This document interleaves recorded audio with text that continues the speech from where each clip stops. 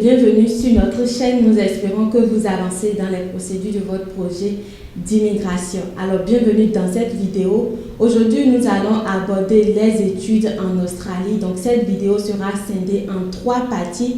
Il y aura une première partie qui parlera de comment vous pouvez payer les frais de scolarité en Australie. Une deuxième partie décrivant un peu comment vous pouvez procéder pour obtenir l'admission dans une école en Australie. Et la troisième partie, quel travail ou bien quelles sont les formations, les jobs que vous pouvez effectuer après avoir étudié en Australie. Mais juste avant de continuer, nous serons très ravis de vous compter parmi notre communauté. Donc n'hésitez pas à vous abonner puis d'activer la cloche de notification pour pouvoir être notifié chaque fois que nous allons faire une vidéo.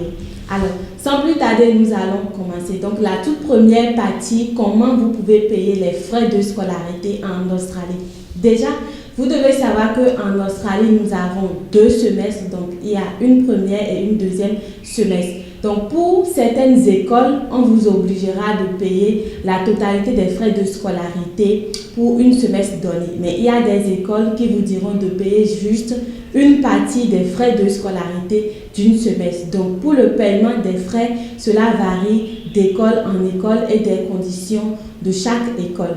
Donc, une fois que vous avez payé une partie des frais de scolarité d'une semestre ou bien vous avez payé tous les frais de scolarité d'une semestre, vous avez l'autorisation d'avoir le COE. Donc, le COE, c'est un test de confirmation qui montre que oui, vous avez payé les frais de scolarité et ce document vous sera utile pour commencer la procédure de demande de visa pour une école en Australie. Donc, une fois que vous avez fait ces procédures-là, déjà en Australie, vous avez la possibilité d'effectuer des jobs extra universitaires ou extra votre formation pour vous permettre maintenant de payer les frais de scolarité. Donc, l'intérêt là est que vous n'avez pas besoin de payer tous les frais de scolarité avant de vous déplacer. Déjà que vous avez payé une partie et que vous êtes maintenant en Australie, vous avez la possibilité d'effectuer des jobs. Maintenant, en ce qui concerne les jobs extra-scolaires ou tout ça, déjà l'année passée, vous avez la possibilité de travailler que 20 heures par semaine. Donc, en 2 semaines, vous avez 40 heures. C'est limité. Mais actuellement, à cause des main-d'œuvre qui sont beaucoup en demande et tout ça, vous avez la possibilité de travailler au maximum autant que vous voulez. Donc, pour cette première partie, c'est ce que nous pouvons décrire brièvement concernant la première partie. Maintenant, la deuxième partie, c'est comment vous pouvez procéder pour l'obtention d'une admission en Australie. Généralement, les écoles australiennes demandent à ce que vous demandez votre admission à travers un agent. Parce que déjà, les agents sont directement en contact avec les écoles. C'est l'avantage que vous avez. Donc, les écoles australiennes, généralement, ils demandent que vous procédez à votre demande d'admission à travers un agent. Donc, vous avez le choix. Vous pouvez prendre un agent, vous pouvez procéder facilement, mais pour un taux élevé de votre admission, vous devez passer forcément par un agent et vous devez savoir que les agents ne tassent pas du tout parce que déjà, ils sont en contact avec les écoles. Il y a des documents et tout qui prouvent l'intermédiaire entre vous et votre agent. Donc, toutefois, l'école peut effectuer des renseignements sur l'agent à travers vous et tout ça. Donc, l'agent est limité. Il ne peut pas vous tasser en ce qui concerne les prix. Vous devez noter aussi qu'un agent est très essentiel dans la procédure de demande d'admission parce que l'agent est là pour vérifier l'originalité des documents que vous allez envoyer et également l'originalité des documents que vous allez recevoir. Vous savez, nous recevons des emails demandant de vérifier si ces documents sont vraiment vrais, si ces documents viennent d'une source originale et tout ça. Donc, ce serait bon pour vous que vous ayez un agent pour vous aider, surtout dans ce sens-là, parce qu'aujourd'hui, il y a beaucoup de choses qui se passent. Donc, vous pouvez recevoir des documents qui sont faux, mais vous n'avez aucune idée de ces documents-là. Mais déjà, avec votre agent, il saura que, ah oui, faites très attention, ces papiers ne sont pas vrais ou ces documents ont des erreurs et tout ça. Donc, un agent est très essentiel pour vous aider dans ce domaine-là. En plus, vous devez savoir que pour l'obtention de votre visa, l'agent d'immigration a 2 points très essentiels à prendre en compte. 1, quel pays vous avez quitté et le deuxième point est dans quelle école vous allez étudier. Donc si déjà l'agent d'immigration il voit que pour ces deux points-là, vous avez des scores vraiment élevés, vous pouvez facilement obtenir votre visa. Donc l'agent d'études également, dans ce domaine, il est doué pour vous aider dans la recherche des écoles, pour l'entretien à l'agence d'immigration et tout ça. Lui, il est doué pour vous conseiller préalablement par rapport aux questions ou tout ce que l'agent d'immigration peut vous demander. Donc, c'est très essentiel d'avoir un agent d'études. N'hésitez pas de contacter, d'obtenir un rendez-vous ou des appels téléphoniques et tout ça pour pouvoir vous programmer, pour qu'on puisse vous aider facilement dans votre procédure. Mais là aussi, nous avons constaté que beaucoup de personnes se disent quelle école très moins chère je dois choisir pour pouvoir aller étudier et ce, à cause des frais de scolarité et tout ça.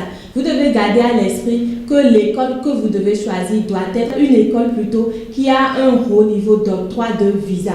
Donc généralement, vous allez faire le constat, il y a des écoles, quand vous obtenez votre admission là et que vous faites la demande de visa, facilement vous l'avez. Par contre, il y a des écoles, vous faites l'admission, mais vous faites la demande de votre visa, mais vous n'avez pas. Donc, ce sont des points que vous devez garder à l'esprit. Vous choisissez une école qui offre de très bonnes formations, des écoles où après votre formation, vous avez la possibilité de travailler facilement ou d'être employé dans des entreprises directement en contact avec les centres de formation et autres. Ces points-là doivent être des points qui seront à l'esprit pour vous dans le choix des écoles. Donc, ne gardez pas à l'esprit, je dois choisir une école très moins chère parce que je n'ai pas les moyens ou tout ça, non. L'essentiel, c'est que vous y allez. Vous allez en Australie pour étudier. Donc, vous devez faire toutes les procédures, tout ce qui est en votre faveur pour quand même vous déplacer. Mais une fois là-bas, tout le reste, vous allez pouvoir assumer ça. Donc, en ce qui concerne l'obtention de l'admission, c'est ce que nous vous suggérons. Passez par un agent, donc c'est-à-dire une agence d'études, vous contactez une agence d'études pour vous aider dans les procédures pour l'obtention de l'admission. Maintenant, la troisième partie et la dernière, c'est quels sont les jobs ou les travaux que vous pouvez effectuer après vos formations en Australie.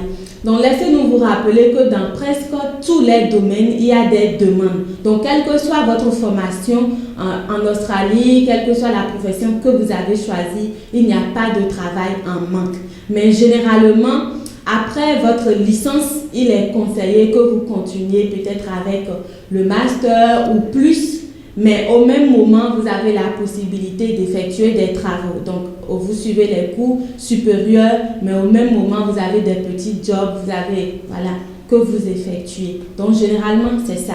Donc, on ne peut pas vous dire ici, choisissez tel domaine parce que c'est prometteur plutôt, choisissez tel domaine, là c'est bon et autres non. Presque tous les domaines sont bons, c'est à vous de voir quelles sont les formations, quels sont les domaines qui sont plus en demande de main-d'œuvre et autres pour pouvoir choisir. Donc, généralement, c'est ce que nous pouvons dire concernant les études en Australie. Donc, saisissez les opportunités. Il y a beaucoup d'écoles qui se mettent actuellement en place. Donc, procédez à la demande de votre admission rapidement, sans tarder. Parce que vous savez qu'il y a des écoles, plus avec le temps, ils corsent les conditions d'obtention de l'admission et tout ça. Quand c'est nouvellement ouvert et tout ça, bon, les conditions sont flexibles, vous avez la possibilité d'y accéder facilement. Mais plus avec le temps, ils ont des étudiants internationaux, ils ont le nombre qu'ils veulent et tout ça. Donc, ils corsent les conditions et c'est très difficile d'y avoir accès. Donc, ce que vous pouvez faire rapidement, c'est de cibler des écoles. Prenez en compte les points que nous avons donnés, des écoles dont l'octroi de visa est facile. Vous choisissez ces écoles-là et facilement, vous pouvez avoir votre admission. Et n'oubliez pas de passer par un agent pour vous aider. Donc, n'ayez pas peur des frais de service de l'agent et autres. L'agent est quelqu'un qui consacre son temps, qui consacre ses heures pour vous aider. Donc, c'est normal qu'il doit demander les frais de ses services. Mais ce n'est pas pour autant si beaucoup pour que vous ayez peur des agents. Donc, pour ceux qui sont intéressés, n'hésitez pas à contacter via notre email dans la barre de description ou numéro de téléphone qui défile juste dans la vidéo et nous serons très ravis de vous aider dans votre procédure de recherche d'école en Australie ou quel que soit le pays que vous voulez. Donc c'est tout pour cette vidéo. Merci de nous avoir suivis. N'oubliez pas de la liker, puis de vous abonner et d'activer la cloche de notification et puis partager massivement cette vidéo. Et nous vous souhaitons une très bonne chance dans vos procédures et à la prochaine.